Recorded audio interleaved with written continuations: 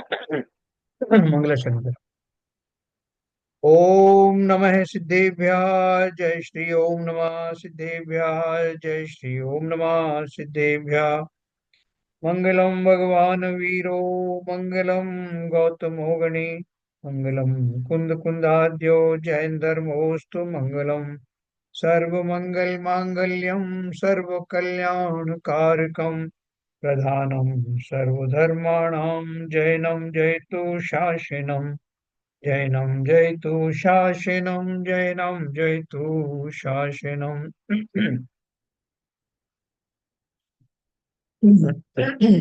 क्रिया परिणाम और अभिप्राय हमारा विषय चल रहा है। कल हमने एक चार्ट देखा था जिसमें क्रिया परिणाम और अभिप्राय ये तीनों जो है दो तरह के लोगों में किस तरह से घटित होते हैं। एक तरह का तो है वो जीव जिसके की क्रिया और परिणाम सही है, खाली अभिप्राय गलत है। दूसरी तरफ एक जीव है जिसके ना तो क्रिया जो है बहुत अच्छी है, ना ही परिणाम बहुत अच्छे हैं, लेकिन अभिप्राय सही है। तो वो किस तरह की भूल उसमें आती है इसके माध्यम से अपन समझेंगे। कल अपन ने पढ़ा था जो चार्ट, उसको दोबारा अपन आज पढ़ते हैं।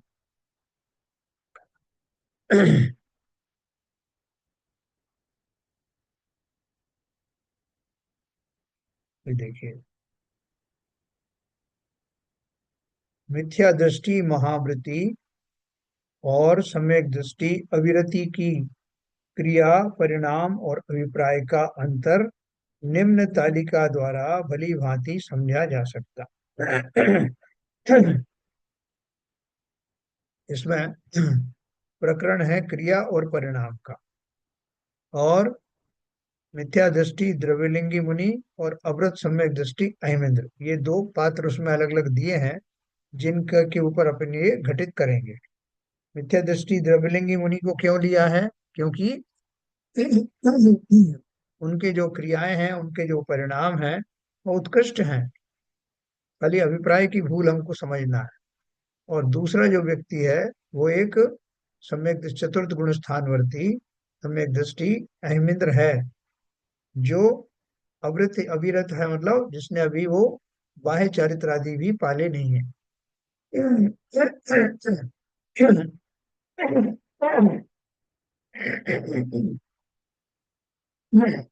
तो क्रिया के रूप में उनको क्या क्रिया है, जैसे इनकी क्रिया बताई, महाव्रत आदि रूप आचरण करते हैं।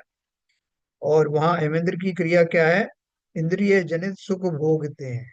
क्रिया के पार्ट में ये दोनों के दिया है। दोनों में जमीन आसमान का अंतर है। परिणाम देखो, ये संसार से उदास हैं और ये विषयानुरागी हैं, मतलब विषय अभी भोग रहे हैं। लेकिन अभिप्राय में क्या फर्क पड़ा है? पहला, नरक आदि के प्रतिकूल संयोगों को दुख का कारण जानते हैं। यानी दुख का कारण क्या है? प्रतिकूल संयोग। और ये क्या मानते हैं? पर द्रव्यों को दुख का कारण नहीं मानते हैं। तो परद्रव्यों को दुख का कारण नहीं मानते और ये नरक आदि के प्रतिकूल संयोगों को दुख का कारण जानते हैं। इनमें क्या डिफरेंस है? अपन लोग कैसे मानते हैं इसको? अपन भी तो ये मानते हैं नरक आदि जो है, वहां नरक आदि में प्रतिकूल संयोग है जो दुख का कारण है। तो इसमें हमारी क्या गलती है? ये बोल रहे हैं गलती परद्रव्यों को हाँ, क्या गलती है उसमें? गलती ये है, जो सम्यक दृष्टि अमेंद्र है हाँ। उसको स्वपर का भेद विज्ञान है। पर क्या कहते हैं, पर द्रव्य मेरा मेरे लिए कोई दुख सुख कर ही नहीं सकता है, कर्ता बन ही नहीं सकता। तो इसलिए वो परद्रव्यों का दुख का कारण नहीं मानते। जो मिथ्या दृष्टि जीव है वो तो क्या कहते हैं, उसको स्वपर का भेद ज्ञान हुआ ही नहीं है।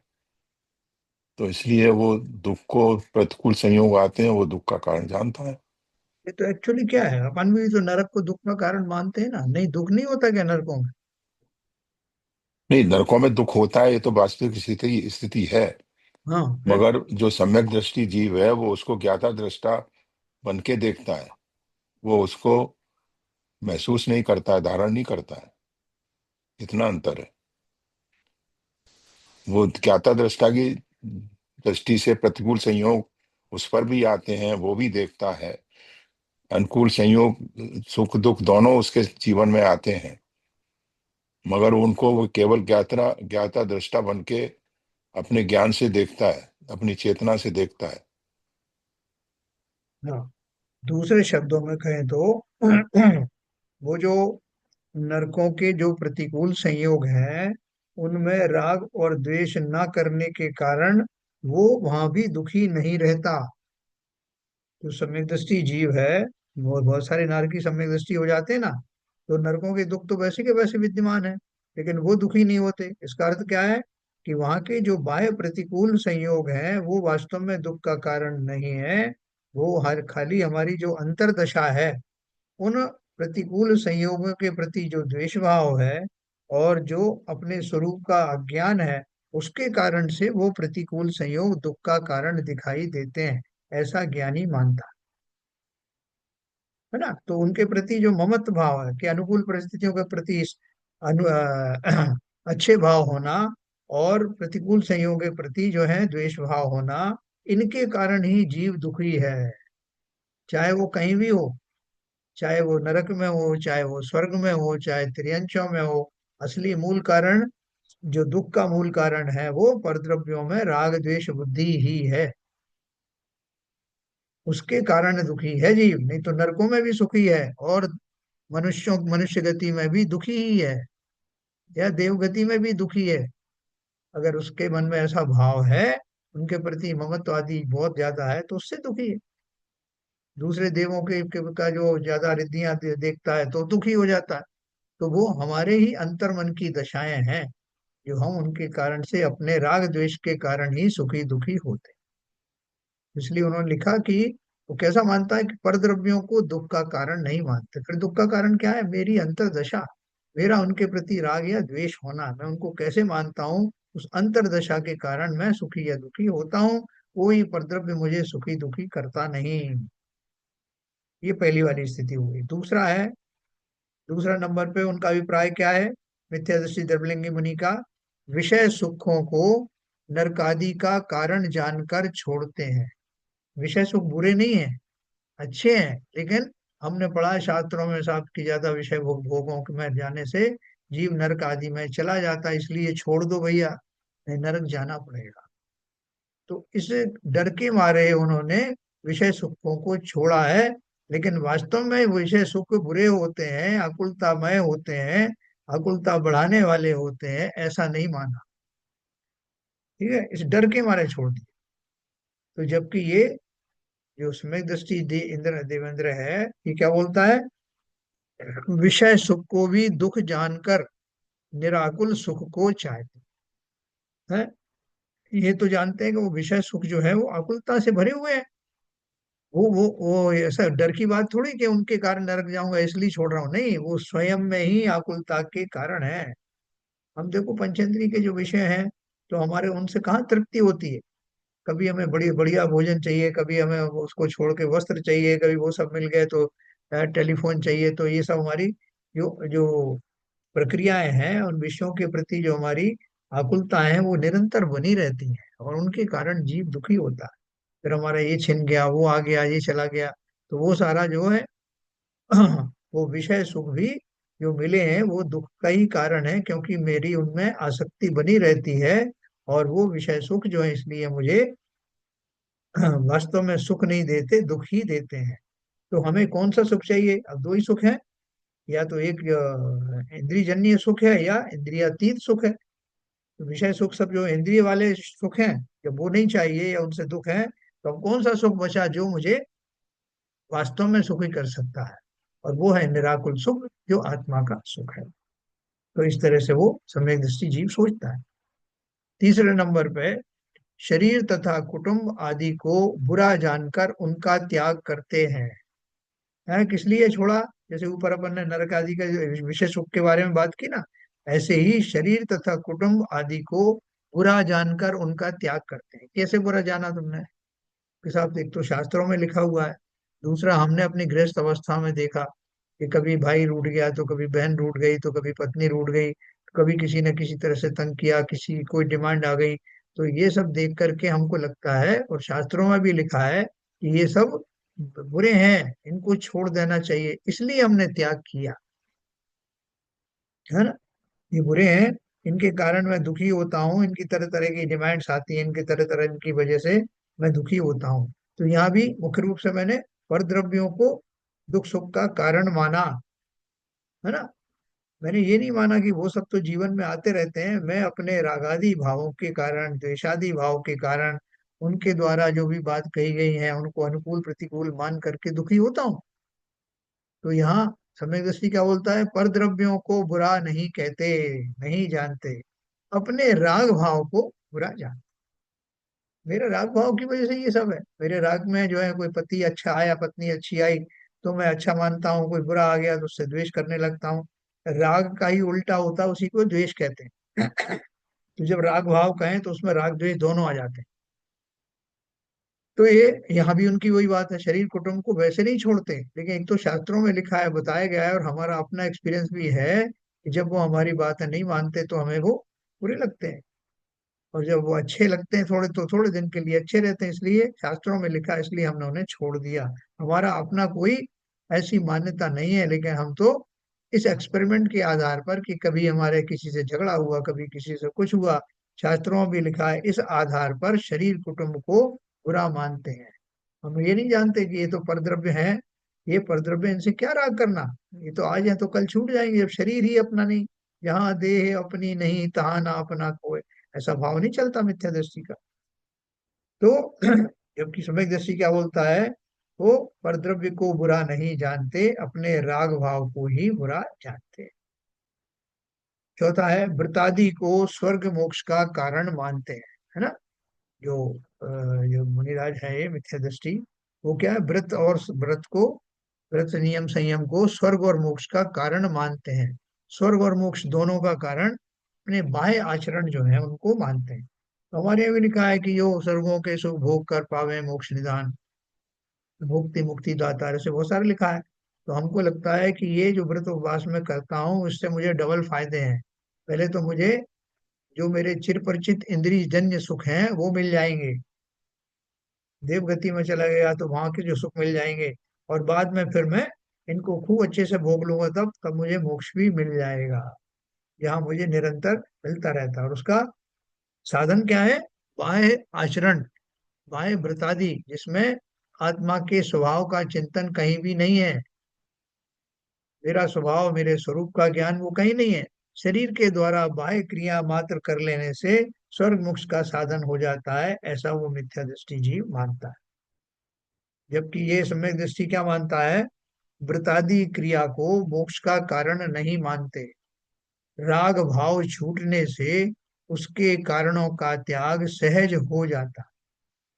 क्या बोल रहे हैं वो, व्रतादि क्रिया को मोक्ष का कारण नहीं मानते, राग भाव छूटने से उसके कारणों का त्याग सहज हो जाता है। कौन से कारण है, न केवल जो व्रत आदि को मोक्ष की क्रिया क्रिया नहीं मानते, इसके कारण से मोक्ष नहीं होता, बल्कि मेरा राग भाव छूटने से उसके कारणों का त्याग सहज। व्रत आदि में अपन क्या करते हैं कि साहब मैंने 3 दिन का उपवास कर लिया, 1 महीने का उपवास कर लिया, अर्थात मैंने शरीर के प्रति, एक एक तो बोलता है कि मैंने अपना जानबूझ करके उनको भोजन नहीं दिया, शरीर को, उसको मैंने तपाया, और इसलिए उसको मोक्ष मिल जाएगा।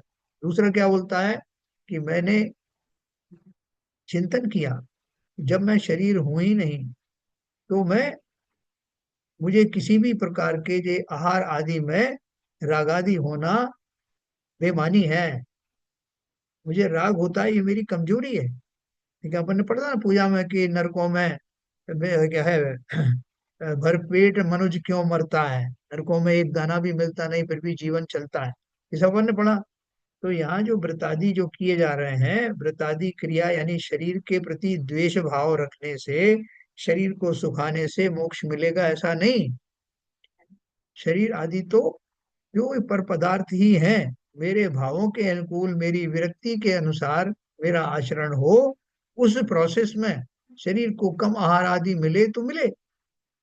वास्तव में ये उपास आदि की प्रक्रिया, संयम की प्रक्रिया इसी तरह होती है, जब मैं देह आदि के प्रति उपयोग को न लगाकर स्व में अपना उपयोग लगाता हूँ, तो मेरे भोजन पानी संबंधित राग अपने आप ही कम होने लगते हैं, और फलतः वो महाव्रत और पंच अणुव्रत आदि स्वतः ही सिद्ध होने लगते हैं, उनका अनुपालन होने लगता है। तो मैंने क्या किया, उनको अच्छा नहीं माना, बल्कि शरीर के प्रति मेरी आसक्ति को बुरा माना, और अपनी आत्मा के प्रति जो मेरे स्वभाव रूपी भाव है उनका चिंतन करने में इन परद्रव्यों का जो भी हो रहा है उसका मैंने परवाह नहीं करी। वास्तव में ये संयम है, ये राग। उन राग आदि की बात नहीं कि उनको शरीर को सुखा दिया तो मेरा वो तप हो गया। आंतरिक तप यही होता है, स्व के प्रति निष्ठावान होना, स्व का चिंतन आदि करना, अपने स्वरूप को अपना मानना। तो परद्रव्य जो है वो अपने आप ही उससे जो है उस प्रक्रिया से जुड़ेंगे नहीं, राग की क्रिया से जुड़ेंगे नहीं। तो इसलिए बोला ना, राग भाव छूटने से उसके कारणों का त्याग सहज हो जाता है। जब मुझे ज्यादा मुझे कोई भोजन संबंधी विकल्प नहीं आए, स्त्री संबंधी विकल्प नहीं आते हैं, क्योंकि मैं अपने में ही लगा हुआ हूँ, तो वो अपने आप ही वो धीरे धीरे करके छूटने लगते हैं। पांचवा है, देव गुरु शास्त्र आदि पर द्रव्यों को भला जानकर उन्हें अंगीकार करते हैं, है ना। ये जो है हमारे मिथ्यादर्शी हैं, वो क्या करेंगे, देवशास्त्र गुरु को, गुरु आदि पर द्रव्यों को भला जानकर, अच्छे ना, सब जगह लिखा है कि बोलो पंच परमेष्ठी भगवान की जय, अपन भी बोलते हैं पंच परमेष्ठी नवकार मंत्र की जाप देते हैं, सब कुछ करते हैं। तो इसका अर्थ क्या ये है कि वो देवशास्त्र गुरु ही मुझे मोक्ष पहुंचा देंगे। और बिल्कुल साहब, हम तो यही मानते हैं, उन्हीं की शरण में रहते हैं और आखिर तक रहते हैं। इस प्रोसेस में मैं कौन हूँ, आत्मा कौन है, ये हमने आज तक ना तो सोचा और ना ही सोचने की आवश्यकता है, क्योंकि सब जगह लिखा है देवशास्त्र गुरु का आराधन करो तो ये परंपरा से मोक्ष हो जाएगा। तो देवशास्त्र गुरु कौन है? तो देवशास्त्र गुरु तुम हो क्या? अरे नहीं, हम तो नहीं है साहब। वो है तो परद्रव्य, लेकिन वो हमारे ऊपर मेहरबानी कर देंगे। तो दूसरा द्रव्य तुम्हारे ऊपर तुम्हारा भला बुरा कर सकता है क्या? तुम भी दूसरे का भला बुरा कर सकते हो? फिर तो संसार में सारे द्रव्य एक दूसरे का भला बुरा करते रहेंगे। उन उन द्रव्यों का स्वयं का कोई भी कार्य का कोई उनको फल नहीं मिलेगा, दूसरे दे रहे हैं सुख या दुख। तो इसलिए ये जो थ्योरी है कि परद्रव्य मेरा भला करते हैं बुरा करते हैं, ये मिथ्या दृष्टित्व का दर्शन कराता है। तो फिर कैसा होता है? न बोला, किसी परद्रव्य को भला नहीं जानते, स्वा को स्वा और पर को पर जानते हैं, पर से कुछ भी प्रयोजन ना जानकर उसके मात्र साक्षी रहते हैं। शरीर है तो शरीर है, शरीर अपनी प्रक्रिया करता है, वो पौद्गलिक शरीर है, उद्गल के जो गुण आदि हैं उनसे वो ओतप्रोत रहता है, उसका परिणमन उसके स्वभाव के अनुसार होता है, मेरा परिणमन मेरे अनुसार होता है। देव शास्त्र गुरु आदि जो है वो मेरे सम्यक दिशा में जाने के लिए निमित्त तो बन सकते हैं, लेकिन कार्य मुझे ही करना होगा, उस दिशा में मैं ही बढ़ सकता हूँ। तो इसलिए परद्रव्य जो है ना भले हैं ना बुरे हैं, वो तो जैसे हैं वैसे हैं। देवशास्त्र गुरु आपका उपदेश दे रहे हैं, जहां भी दे रहे हैं, जिनको वो उपदेश का निमित्त बन रहा है उनका भला हो रहा है, जिनको नहीं बन रहा है वो सामने भी बैठे हैं तो भी नहीं होता। तो इसलिए परद्रव्य को उसी रूप में समझना, निमित्त निमित्त की बात मना नहीं कर रहे हैं, लेकिन उनको कर्ता मान करके या उनमें राग और द्वेष की बुद्धि रख करके आज तक किसी का भला हुआ नहीं। ये उनके ये 5 पॉइंट्स हैं जिससे अपन को अभिप्राय में, दोनों के अभिप्राय में अंतर प्रतीत होता है। ये स्पष्ट हुआ सब, किसी को नहीं हुआ?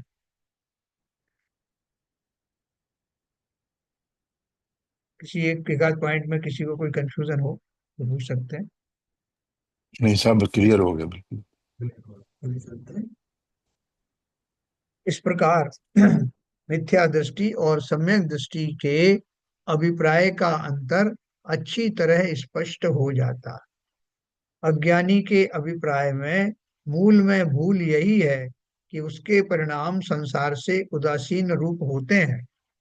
फिर भी अभिप्राय में द्वेष होने से उसकी उदासीनता भी द्वेष रूप होती है ना, कि ये सब बेकार हैं, स्त्री पुरुष है, स्त्री आदि जो है पदार्थ है वो बेकार हैं, मुझे रुलाते हैं, संसार में पटकते हैं, ये ऐसी सब बहुत सारी हमारी पूजन स्तुति भी इसी आधार पर लिखी है। ये परिजन जो है रखवाले हैं, आप जेल के अंदर बंद हैं और वो देख रहे हैं कि आप भाग ना जाओ। ये सब बातें समझाने के लिए कही जाती हैं। सिद्धांत से कोई परद्रव्य किसी दूसरे द्रव्य का भला बुरा कर ही नहीं सकता, है ना। तो क्या लिखा है, इस प्रकार मिथ्या दृष्टि और सम्यक दृष्टि के अभिप्राय का अंतर अच्छी तरह स्पष्ट हो जाता है। अज्ञानी के अभिप्राय में मूल में भूल यही है कि उसके परिणाम संसार से उदासीन रूप होते हैं, फिर भी अभिप्राय में द्वेष होने से उसकी उदासीनता भी द्वेष रूप होती है। जैसे अपन बोलते हैं, कहूँ न सुख संसार में सब जग देखो छा। तो ये जो बात कही गई है, ये आपके द्वेष भाव जगाने के लिए नहीं कही कि आप सब लोगों का जो है, अरे भैया सभी देख लिया, तुमको भी देख लिया भैया, हम हाथ जोड़ते हैं, हमारा पीछे छोड़ो ना, हमें नहीं चाहिए, हमने सब देख लिया, सबको आजमा के देख लिया, कोई किसी का नहीं। तो ये जब हम बात कर रहे हैं, इसमें हमको उनके एक तरह से दूषण नजर आते हैं कि जिनके कारण हम विगत में दुखी हुए हैं, इस भाव में नहीं तो और पिछले भावों में रहे, इसलिए हमने इस आधार पर उनको छोड़ दिया। और हमें मतलब चूंकि हमारी कसौटी पर वो कभी खरे नहीं उतरे हैं, इसलिए हमें उनसे द्वेष हो गया, इसलिए हम उदासीन हो गए, इसलिए हमें नहीं चाहिए भैया तुम्हारा साथ। तो हमारे अंतर में, मिथ्या दृष्टि के अंतर में, अगर संसार से उदासीनता भी है तो कैसी उदासीनता होती है, द्वेष रूपी होती है। जैसे मैंने दो तीन उदाहरण आपको कल दिए कि किसी का जो है किसी बात पे पत्नी से किसी विवाद हो गया तो बोलेगा हमें तुम्हारे हाथ का भोजन नहीं करना, हमने आज से भोजन ही छोड़ा, हम 3 दिन तक उपवास करेंगे। वो उपवास कैसा उपवास है, कषायों के बेस पर बैठा हुआ उपवास है। कषायों के आधार पर किए जाने वाले नियम का शुभ फल थोड़ी मिलता है, तुम्हारी कषाय ही बलवती हो रही। तो उसी प्रकार से जो हम उदासीन हुए संसार से, इसलिए नहीं कि मैंने संसार का स्वरूप जान लिया कि संसार में नहीं, संसार में स्थित जितने पदार्थ हैं सबके अपने अपने परिणमन होते हैं। शरीर आदि भी मैं नहीं हूँ, शरीर का परिणमन स्वतंत्र होता है। मैं तो आत्मद्रव्य हूँ जिसका इनसे कुछ लेना देना नहीं। ऐसा वस्तु स्थिति को समझना, ये सम्यक विचार है। और ऐसा सोचना कि भैया कहीं हमने तो देख लिया, मुझको न मिला सुख क्षण भर भी कंचन कामिनी प्रासादों, तो ये द्वेष की बात नहीं है कि भैया मैंने देख लिया, अगर मिल जाता उधर सुख तो मैं उसको अपना लेता, लेकिन मिला नहीं, इसलिए छोड़ना पड़ रहा है मजबूरी में। ऐसा द्वेष प्रवृत्ति नहीं। वो सुख कैसे मिलता, बोले अगर बाई चांस मिल जाता तो फिर हम नहीं छोड़ते अपना महल और ये घर वगैरह। तो बोलते तुमने अपना स्वरूप जाना कहाँ, आत्मद्रव्य को इन महल अटारियों से क्या लेना देना। अगर तुम अपने आप को आत्मा मानते हो तो आत्मा के योग्य सुख दुख के कारण समझो। आत्मा को महल अठारी के सुख से क्या मतलब है, उसके लिए तो ये सारे परद्रव्य हैं। और परद्रव्य अपने अपने स्वतंत्र रूप से रहते हैं, वो किसी को सुखी दुखी करते नहीं। मैं ही अपने रागादि भावों से उनसे संबंध जोड़कर सुखी दुखी महसूस करता हूँ कि मेरे पास इतनी बड़ी गाड़ी है, देखो मेरे पास ये बंगला। तो अपने अज्ञान के आधार पर आत्मा से उनके संबंध जोड़ने के कारण कभी मैं रागी होता हूँ, कभी द्वेषी होता हूँ। और मेरी संसार की जो उदासीनता है, व्रत नियम संयम आदि जो धारण किए, या संसार से मैं विरक्त हुआ, अगर इसी आधार पर हुआ कि मैंने जैसा चाहा था इनसे वैसा फल नहीं मिल रहा है, इसलिए संसार में कुछ धरा नहीं है, इसलिए मैं इसका त्याग करता हूँ, तो ये द्वेष की नींव पर रखी हुई बातें हैं।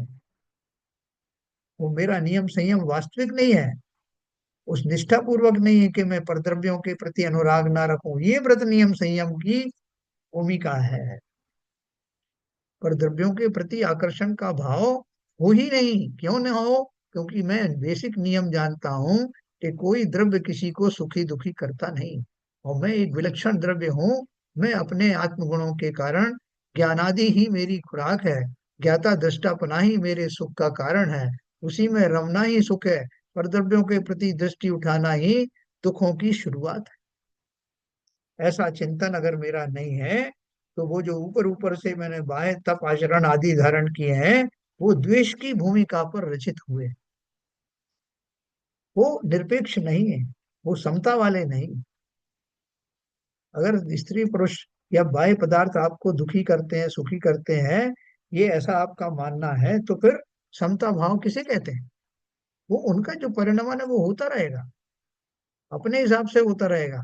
और अगर वो आपकी किसी कर्म के उदय में वो पात्र बनकर आए हैं, तो उनकी वो अपनी भूमिका का निर्वाह कर रहे हैं, जिसमें आपके कर्म का उदय निमित्त है।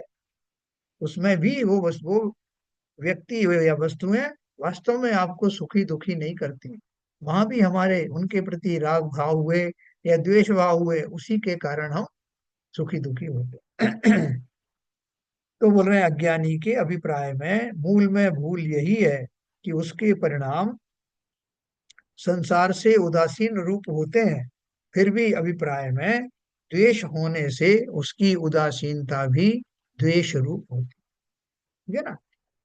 द्रव्यलिंगी मिथ्या दृष्टि मुनि के अभिप्राय की भूल का विस्तृत स्पष्टीकरण मोक्ष मार्ग प्रकाशक पृष्ठ 243 से 249 तक किया गया, जिसका सार यहाँ दिया जा रहा है ना। अभिप्राय की भूल जो अपन ने ऊपर पढ़ी है शॉर्ट में, तो अभी उसको ही और एलोबरेट किया उन्होंने। वो क्या करता है, पहले स्वयं को शरीर आश्रित पाप कार्यों का कर्ता मानता था, कि भाई साहब मैं भोगादि में बहुत रत रहता हूँ, कभी मैं धन कमाने की वांछा करता हूँ, कभी मैं ये करता हूँ, और अपने सुख शरीर आश्रित सुखों के लिए बहुत लोगों को मैं सताया भी करता था। ये सारे पाप मुझसे होते थे, वो जो हम आलोचना पाठ में पढ़ते थे, हिंसा अपनी झूठ की चोरी और बनता सौंदर्य जोरी, वो सारे मैं मानता हूँ कि ये मैं किया करता था। पहले स्वयं को शरीर आश्रित पाप कार्यों का कर्ता मानता था, जैसे मैं जीवों को मारता हूँ, परिग्रहधारी हूँ, ऐसा मानता था। और अब अपने को शरीर आश्रित पुण्य कार्यों का कर्ता मानने लगा, अर्थात मैं जीवों की रक्षा करता हूँ, मैं नग्न हूँ, ऐसा मानता।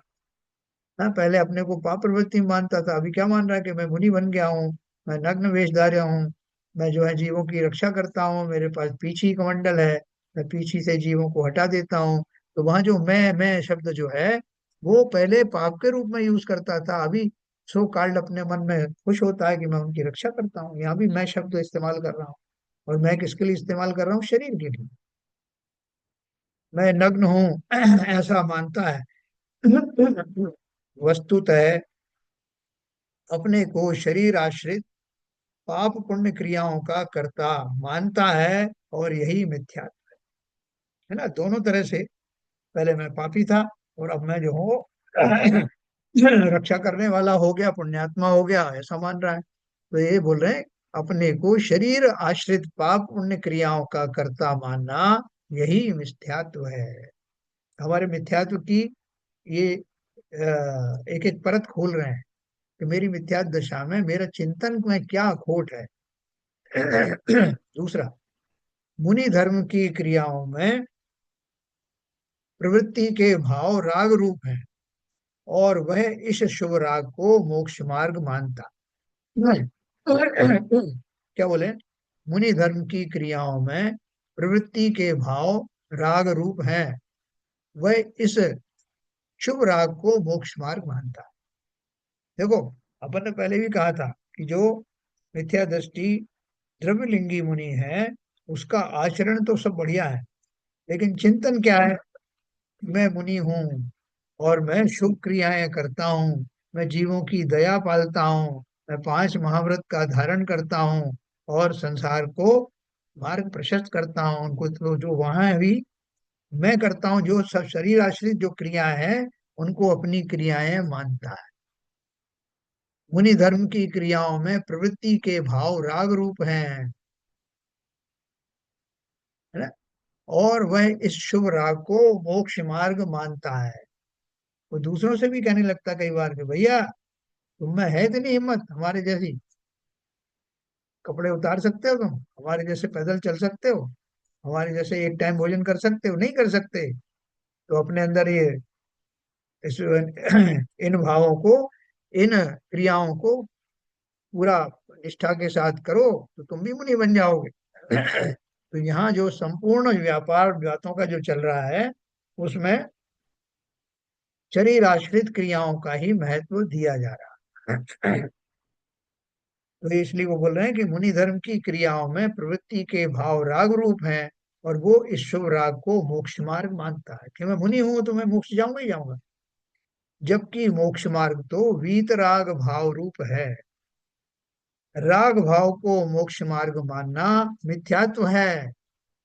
शुभ राग चारित्र का स्वरूप नहीं है, अपितु चारित्र का दोष है।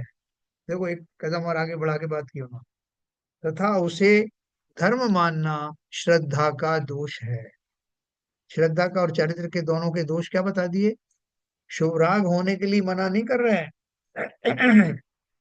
शुभ राग तो छठे गुण स्थान तक तो नियम से होता ही होता है, लेकिन उस शुभ राग को अच्छा मानना और उसको मोक्ष का कारण मानना, यानी श्रद्धा में उसको अच्छा मानना, अच्छा मानने का अर्थ इस अपेक्षा से अच्छा मानना, और उससे ही जो है मुझे मोक्ष मिल जाएगा ऐसा मानना, तो वो चारित्रिक दोष है और वो धर्म है। शुभ राग को धर्म मानना ये श्रद्धा का दोष है। श्रद्धा का दोष क्यों है भाई, धर्म मानना श्रद्धा का दोष क्यों है, बताओ भाई। शुभ राग है तो उसे धर्म नहीं मानेंगे क्या, कि मैं देखो कैसा बढ़िया स्तुति करता हूँ भगवान की, रोज जाता हूँ नियम से पूजन आदि करता हूँ, तो ये धर्म तो है ही ना। तो यही नहीं धर्म है। नहीं, धर्म नहीं है, धर्म का आलम्बन है। आलम्बन है ना, बिल्कुल सही कहा आपने। ये सब वो आयतन है जिनके माध्यम से जीव को उन भावों के प्रति जागृत होने के प्रति कुछ प्रेरणाएं मिलती हैं, वो निमित्त बन सकते हैं। पर लेकिन यहाँ वो एक प्रश्न उठता है। हाँ ये विवेचन बहुत सही किया है पंडित अभय कुमार जी ने, जी और थ्योरेटिकल एनालिसिस है। हाँ मगर एक डाउट आ रहा है। जो द्रव्यलंगी जो मिथ्या दृष्टि मुनि हैं, हाँ इतने 28 मूल गुणों का पालन कर रहे हैं, हाँ, तो जब आत्मचिंतन करते होंगे या अपना सामायिक करते होंगे, शास्त्र पढ़ते होंगे, शास्त्रों का अध्ययन करते होंगे, तो छह डाला जैसे पहली सीढ़ी के शास्त्र में या तत्रा सूत्र के ग्रंथ में सबसे पहले सम्यक दर्शन की पूरी डेफिनेशन बताई है, उसमें मिथ्यात्व बताया है। तो क्या इसका अध्ययन करके उनको ये ज्ञान नहीं होता कि हम मेरे को ये सब चीजें मिथ्यात्व हैं जो यहाँ पर वर्णन की हुई है, और मैं मिथ्यात्व को मान के इसमें आगे इतने महाव्रत पालन करके और उस मार्ग पर क्यों प्रशस्त हो रहा हूँ। बिल्कुल आपने सही कहा। उसमें ही देखो छह ढाला में ही पहले ढाल में ही लिखा हुआ है कि मैंने इतने बड़े बड़े जो है वो आ, महाव्रत आदि पाल करके भी नव ग्रेवेयक उपजायो, नौवें ग्रेवेयक तक मैं गया, लेकिन सच्चे ज्ञान की के ना होने के कारण आज तक संसार में भटकता रहा, शुरू में ही लिखा है। और मैं वही वो तत्व इसलिए तो बोला कि ये सही सब कहा। मतलब पढ़ने के बावजूद भी अगर जो इतना उच्च कोटि का चारित्र के हिसाब से महाव्रतों का पालन करने वाला मुनि है, तो ये छोटी छोटी सी बात का संज्ञान लेकर इन पे आचरण क्यों नहीं करता है, इनको धारण क्यों नहीं करता है। वही तो बात है ना, जो इसलिए तो उन्होंने वो कंपेयर करके बताया। आप ये कहो, अगर मैं कहूँ कि साहब आप और हम भी तो पढ़ते हैं शास्त्र वगैरह, हम कितने दिन से पढ़ रहे हैं तो हमारे क्यों नहीं हो रहे, तो आप कहोगे नहीं साहब हमने हमारे तो व्रत नियम संयम भी नहीं है, हमारी शुभ क्रियाएं भी उतनी उत्कृष्ट नहीं है, इसलिए हमको इस तरह का चिंतन नहीं होता। तो उन्होंने तो प्रैक्टिकल उनको लाके खड़ा कर दिया जिनका की इस तरह के रोज की आए दिन क्रियाएं होती हैं, जो व्रत नियम संयम का पालन करते हैं, उनके भी भाव ऐसे हैं, यही तो बता रहे हैं। नहीं, ऐसा है साहब। आज हम मिथ्यादर्शी दी हुए हैं, ग्रस्त हैं। हाँ हमें आज व्रत पालन महाव्रत पालन नहीं होते, हम मुनि नहीं बनते। हाँ मगर उसका तो बेसिक सिद्धांत ये है, मुनि बना नहीं जाता है। मुनि की जब ये भाव हो जाएंगे, जब मिथ्या दृष्टि से सम्यक दृष्टि हो जाएंगे, तो मुनि दीक्षा तो अपने आप धारण हो जाएगी, समझे। मगर ये तो मुनि दीक्षा धारण करने के बाद चलो भाई मैं आज मुझे समझ में आ गया है, मैं महाव्रत धारण करके मुनि बन रहा हूँ, मगर उसमें सबसे बेसिक क्वेश्चन ये होता है कि इस छोटी सी चीज जो इम्पोर्टेंट है, कि सबसे पहले मिथ्या दूर करना है, उस पर वो संज्ञान ऐसे मुनि क्यों नहीं लेते हैं, जबकि इतने बड़े महाव्रत धारण कर लेते हैं। यही विचित्रताएं तो आचार्य को चकित करती हैं। वो भी तो यही कहते हैं कि कितने ताज्जुब की बात है। इस पूरे प्रकरण में तो यही दिया है, ये मिथ्या दृष्टि जीव इतने। और इसलिए उन्होंने वो मिथ्या दृष्टि द्रवलिंगी मुनि की जो एग्जाम्पल करी है, कि आप ये नहीं कह सकते साहब कि हमारे भी भाव जब हम ये धारण कर लेंगे तो शायद हम भी उसमें एक दृष्टि बन जाए। तो उन्होंने इसी बात को रूल आउट किया है कि जरूरी नहीं है कि जब आप इस तरह के बाह्यचर्याओं को अंगीकार भी कर लेंगे तब भी आपका श्रद्धान अभिप्राय सुधर जाएगा, इसकी कोई गारंटी नहीं है ना। तो ये इसी के लिए सारे उपदेश हैं। और अनादि काल से जीव उसमें भटक रहे हैं। हम और आप कितने बार द्रवलिंगी मुनि बन चुके। इसका मतलब ये जीव अनंत। के कर्म ही होते हैं। जीव के। जीव के कर्म ही हैं ये। हाँ, आप ये कह सकते हो कि जीव के जो जब तक उसकी जो कालब्धि नहीं आती, कर्मों का समूह उतना सत्ता में मौजूद है, और जब तक उसके जो पुरुषार्थ इस दिशा में नहीं करते, तब तक ये मिथ्यात्व रूपी संसार बना रहता। हाँ, उपादान मतलब मजबूत नहीं है। नहीं है ना। अभी जैसे आप और हमने अभी ये पढ़ा, अभी अपन को लगा कि ये गलत चीज है, जो ये बहुत बहुत बड़ी बात है, जैसे ये उन्होंने बोला, सीबी जन साहब ने बोला। हम और आप भी जब सोचते हैं तो हमको स्वयं पर ताज्जुब होता है। उनके मुनिराज की बात सुन करके हम अपने ऊपर भी घटित करते हैं। ये ताज्जुब की बात है, मैं इतने दिन से ये सुन रहा हूँ, समझ रहा हूँ, मुझे ऐसा चिंतन क्यों नहीं आता। मैं क्यों परद्रव्यों पर आश्रित अभी भी होता हूँ, इतना समझने के बाद भी कि ये सब मेरी मिथ्या मान्यताएं हैं। मेरी मान्यता सुधरती क्यों नहीं। तो उसका कारण क्या है कि मैंने कभी बहुत गहराई से इस श्रद्धांत के ऊपर में चिंतन किया ही नहीं। अब बात आई और गई, उतनी देर के लिए चिंतन किया और उतनी देर के लिए चले गए। लेकिन चौबीसों घंटे नहीं हमारा चिंतन क्या है ना, उसके ऊपर बात। हाँ, बोलिए। नहीं, देखिए नीरजा जी ने जो बात कही वो बात सही है कि कर्मों का उदय ऐसा है, काल अवधि नहीं आई है। मगर इसके आगे फैला एक क्वेश्चन और उठता है कि अगर काल अवधि नहीं आई है, ये सोच के अगर हम पुरुषार्थ नहीं करेंगे तो काल अवधि तो कभी नहीं आई। नहीं, देखो, ऐसा सोचा नहीं जाता। जैसे मैंने किसान का उदाहरण दिया आपको। किसान अगर ये सोच ले कि भैया मैं बीज बोऊंगा, खेत बकरूंगा, और उसके बाद में बारिश नहीं आई तो होगा ही नहीं ना। तो पहले मुझे ये गारंटी दे कोई कि बारिश होगी टाइम पर, तब मैं बीज नहीं बोऊंगा। वो नहीं, वही प्रश्न मैंने किया है कि ऐसा सोचना हमारा गलत है कि काल अवधि नहीं आएगी तब तक ये होगा नहीं। हम्म। काल अवधि अभी तो तक जब आएगी, हमने जब जैसे आएगी। पढ़ा है कि सब चीज निश्चित है। ये हाँ, पुरुषार्थ भी अपने आप ही घटित होता रहेगा, क्योंकि ये होना भी निश्चित है। तो वो अपने आप बिल्कुल। होता ही जाएगा पुरुषार्थ। हाँ, ऐसा वो भी सही है। चिंतन ही पुरुषार्थ नहीं तो आएगा। पुरुषार्थ तो बिना किए, पुरुषार्थ के लिए कोई लिमिट नहीं है, पुरुषार्थ तो करना ही पड़ेगा। काल अवधि का इंतजार करना पड़ेगा। काल अवधि तो जब आएगी, जब आएगी, वो तो कर्म सिद्धांत है, अडिग है। मगर उसको सोच के हम अगर का पुरुषार्थ नहीं करेंगे, तो ऐसे मुनियों को इसमें पुरुषार्थ करना चाहिए, क्योंकि उनके सामने तो सारे शास्त्र खुले हुए हैं। सब शास्त्रों में लिखा हुआ है कि मिथ्यात् से दूर होना ही पहली सीढ़ी है मोक्ष की। देखो, वो जो लेकिन मैंने ये कहा जाता है ना, सब चीज निश्चित है, मतलब पुरुषार्थ हम करेंगे ही करेंगे, ये हमारे पैकेज में है कि हम पुरुषार्थ करेंगे ही। इस तरह का चिंतन ही नहीं आएगा कि हम ना करें या करें। पुरुषार्थ होगा ही, क्योंकि हमारे कर्म के उपादान में ही लिखा हुआ है। हाँ, देखो है क्या, इसमें दो बात बताऊंगा आपको। एक तो ये कि केवल ज्ञानी को ये बात पता है कि हम पुरुषार्थ करेंगे या नहीं करेंगे। हमें नहीं पता। ठीक है, इसलिए हम इसकी आड़ ले करके अकर्मण्य तो बन नहीं सकते। तो उसमें एक उदाहरण जो किसान का है वो यही आया है कि किसान यथा योग्य समय में पुरुषार्थ करके खेत को बखर के उसमें बीज डालता है, और वो बाकी चीजें ऊपर विधि के हाथ छोड़ देता है कि जब वर्षा होनी होगी होगी, जब वो अगर वो फसल अच्छी आनी होगी तो आएगी। बाकी सब चीज छोड़ देता है, लेकिन वो जो उसके हाथ में है वो पुरुषार्थ वो अवश्य करता है। तो ठीक उसी प्रकार से जो बाकी आपने कहा कि होनहार जब होगी तो होगी, और मेरा पुरुषार्थ वैसा होगा कि नहीं होगा, ये केवल ज्ञानी की अपेक्षा तो बात सही है, लेकिन जो पुरुषार्थ करने वाले हैं उसे भाग्य के भरोसे नहीं छोड़ सकते। हम संसार की बाकी चीजों को भाग्य के भरोसे छोड़ते हैं क्या?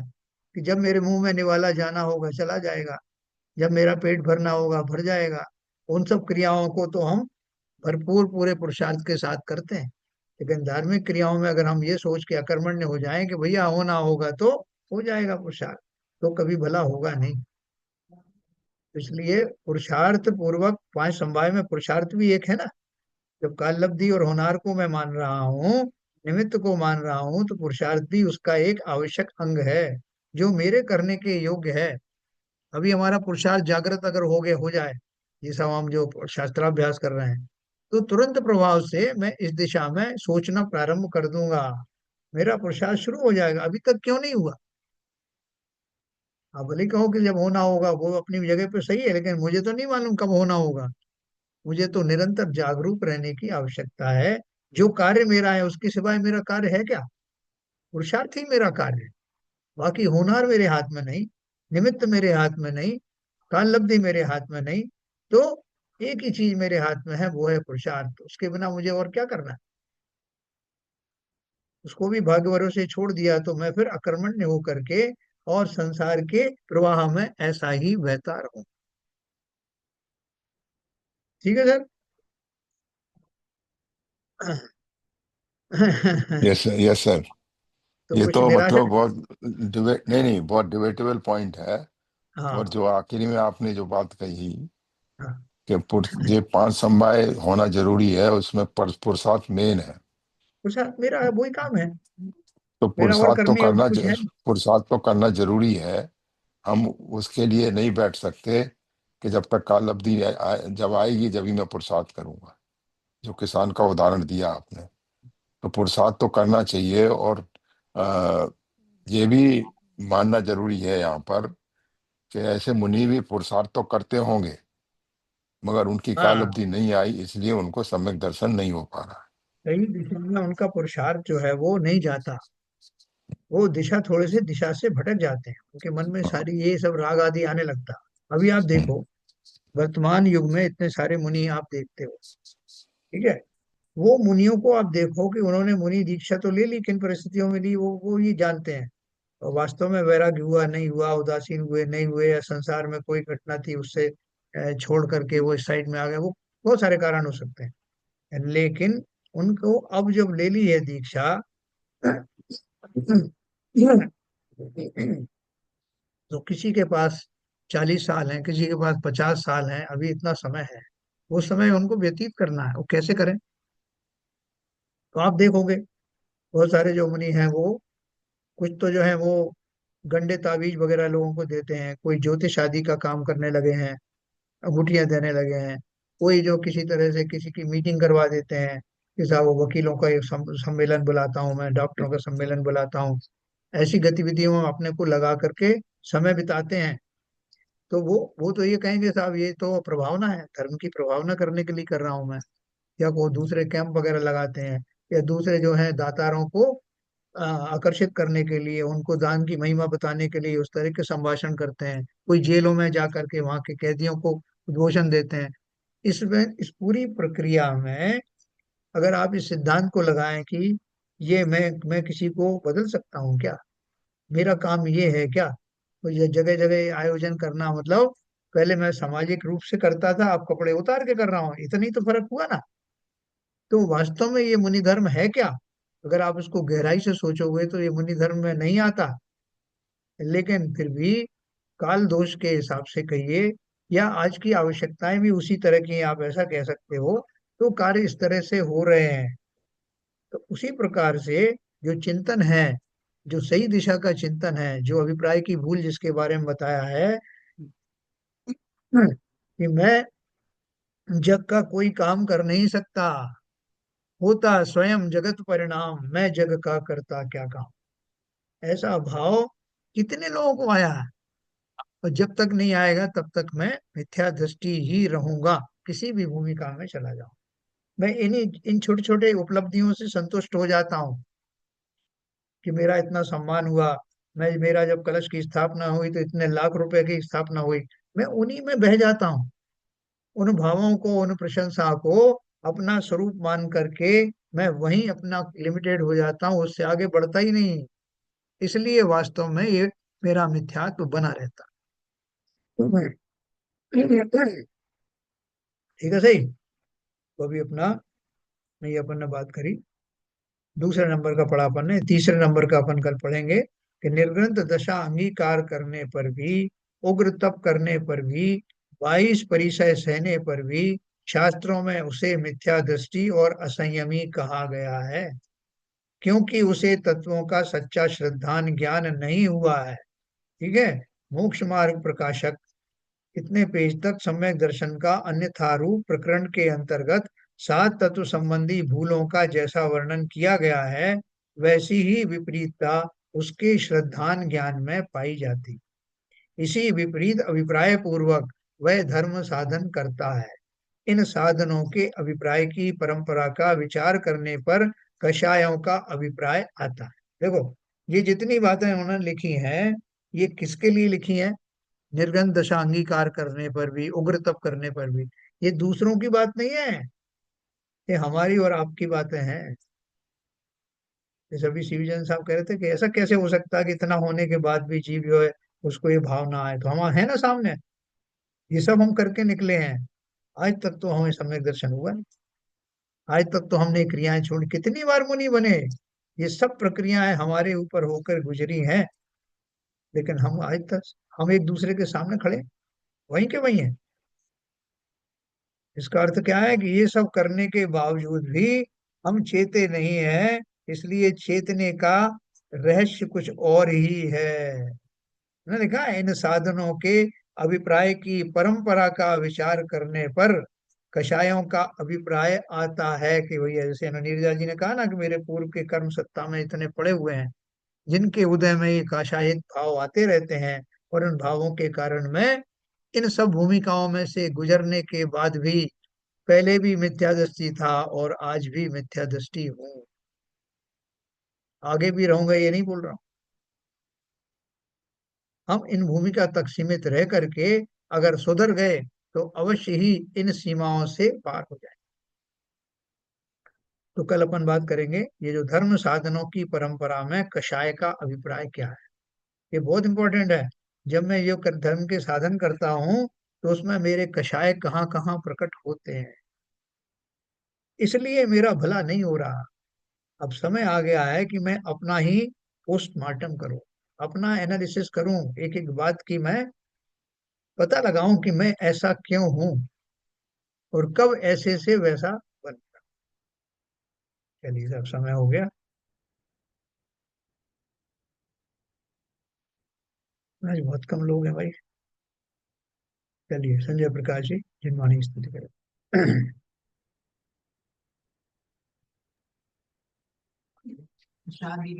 मिथ्यात्म में नाश देखो, ज्ञान के प्रकाश देखो, आपा परे भास देखो, भानु सेवा खानी है। छहु द्रव्य जान बेको, बंद विधि पान बेको, स्वपर पहचान बेको, परम प्रमाणी है।